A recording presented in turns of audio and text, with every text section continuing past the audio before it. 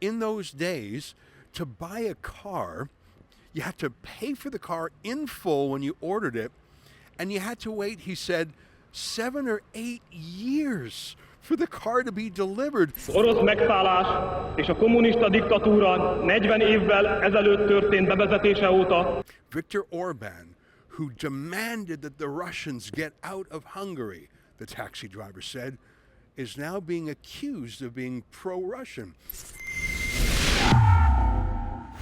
Ezra Levant here in Budapest, Hungary. I'm on a special project called thetruthabouthungary.com, a very interesting country, a small country, 10 million people, but a lot of things are happening here that I think we can learn from in Canada, United States, UK, and the West.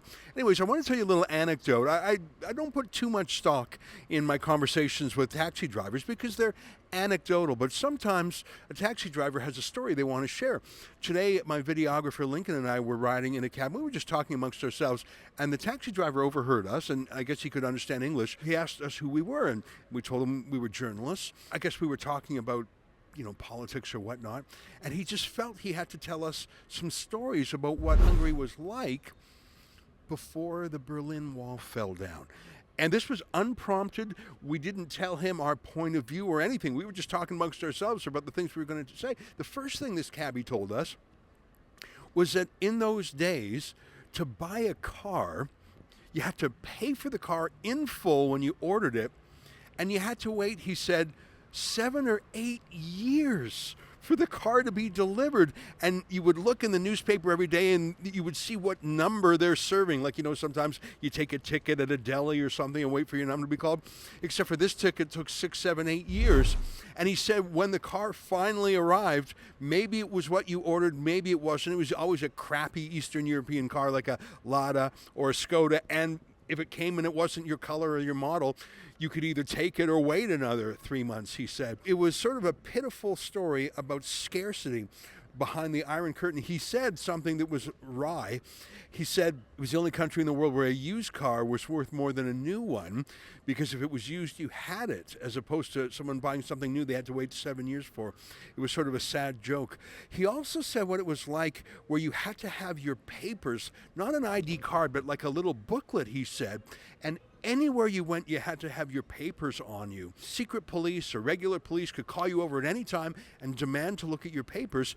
And one of the things he said was in your papers was where you worked. And you had to have a place to work or you would get in trouble with the police. He said often people were working at factories just doing nothing, busy work, just so they could say they had a workplace. It was how they hid unemployment, of course, but a very strange story about people doing useless jobs just to make it look good from a socialist point of view. Anyways, he told us one last story as he dropped us off at the hotel. And by the way, Budapest it's the cosmopolitan capital, it's the biggest city in Hungary, and it's a little bit more liberal than the rural parts. And of course, Viktor Orban is a nationalist conservative prime minister, so he's not as popular in Budapest as he is in other places. But this driver, this taxi driver, who said he was not for Orban, who had told us all the deprivations of the Soviet times, well, he said he thought the education was better under the Soviet era, which was an interesting thing to say, and who am I to dispute him? But that's the one thing he said that was good about the past. But he said that Viktor Orban did something incredibly courageous, and he knew this, and I only learned this yesterday,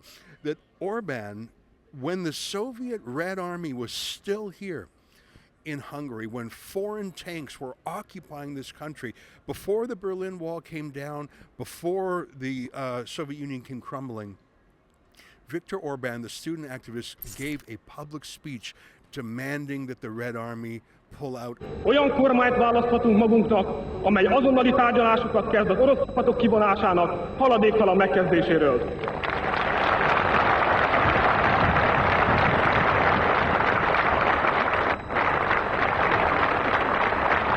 And this taxi driver remembered that to this day, that he was sort of a Lech Walesa revolutionary, peaceful revolutionary figure, which obviously is part of his reputation to this day. And the taxi driver pointed out one final irony as we got out of the car. Viktor Orban, who demanded that the Russians get out of Hungary, the taxi driver said, is now being accused of being pro-Russian because he's for peace in Ukraine. It was an interesting way to end an interesting conversation with our taxi driver here in Budapest. For all our videos and reports from Hungary, go to thetruthabouthungary.com. I'm in Hungary all week doing citizen journalism, trying to find out the truth about Hungary. If you support this journalism or want to see all of my work on the subject, go to thetruthabouthungary.com.